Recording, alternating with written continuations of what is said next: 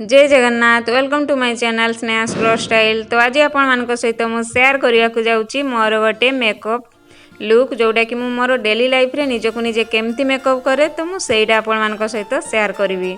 तो डेरी न करी चलतु वीडियो को स्टार्ट करवा। तो ये देखु मु प्रथमे मोर फेस को भलसे फेस वाश करी आसी।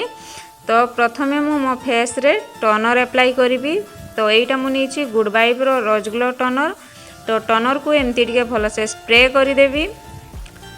तो टोनर सुखी जावा पर्यंत एमती टिके फेस को टिके टाप टाप करदेवी। आ देखंतु किछि समय पर टोनर मध्य मोर फेस रे सेट हो जाइछि आ भलसे सुखी जाइछि। तो तापरे मु अप्लाई करबा को जाउछि। एठी देखंतु सीरम। तो एटा नैछि मु good vibe rho tea tree and papaya oil control serum.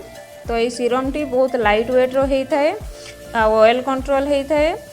तो यहीटा मध्य मु 2-3 ड्रॉप्स एमती पूरा फेस रे लगई नेबी। आ सीरम को आपण माने कहीं भी स्किप करंतु नहीं। फेस पूरा स्मूथ आ ग्लो रहिबा पई एबे तो शीत दिन आसुची। तो सीरम को 2 टाइम्स लगांतु। जे कोनसी ब्रांड रो आपण सीरम लगई पारंती आपणकर स्किन टोन अनुसार। आ एठी देखंतु सीरम को मध्य टैप टैप करिकि मु अप्लाई करि दउची। एटा बहुत लाइट वेट रो सीरम होता है। तो सीरम अप्लाई कर सारा पर मुझे लगेबी मॉइस्चराइजर।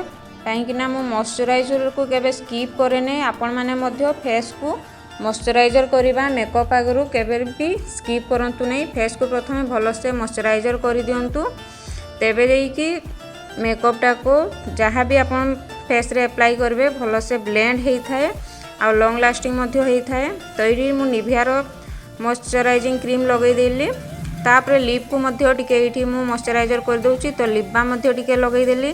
तापरे मु एठी अप्लाई करूची प्राइमर। तो प्राइमर मु नेची Lakme absolutely blur perfect makeup primer. आ एटा भी मध्य बहुत लाइट वेट रो होता है। आ एटा बहुत भल से पूरा इजीली पूरा सेट हो जाता है, पूरा ब्लेंड हो जाता है स्किन रे। आउ एटा गोटे प्राइमर बट लगेले गोटे अलग ही लुक दिए।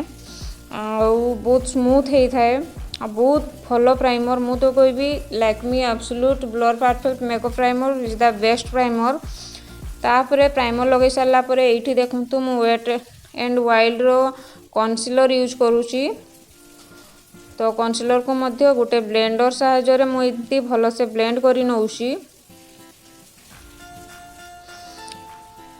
कन्सीलर लगे सारा पर मु एठी लगौची लैक्मी रो 92.5 सीसी क्रीम एठी मु नउची। मु एठी फाउंडेशन लगौनी। मते लैक्मी रो 92.5 सीसी क्रीम मते बहुत भल लागे। तो सेटा मु टिके एमती डॉट डॉट करी लगै नउची। आ ताको मते ब्लेंडर सहायता रे भल से ब्लेंड करी नेबी।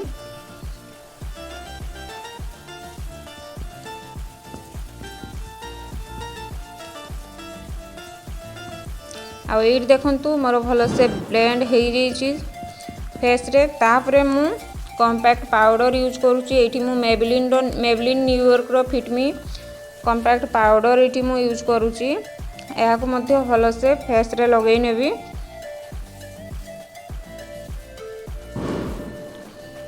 देखंतु ए कॉम्पैक्ट पाउडर टी को मध्य फेस आउ नेक रे भल से लगै नेली। तापरे मु एठी काजल लगौची। आ काजल रे भी मध्य मु एठी लैक्मी रो काजल यूज करूची।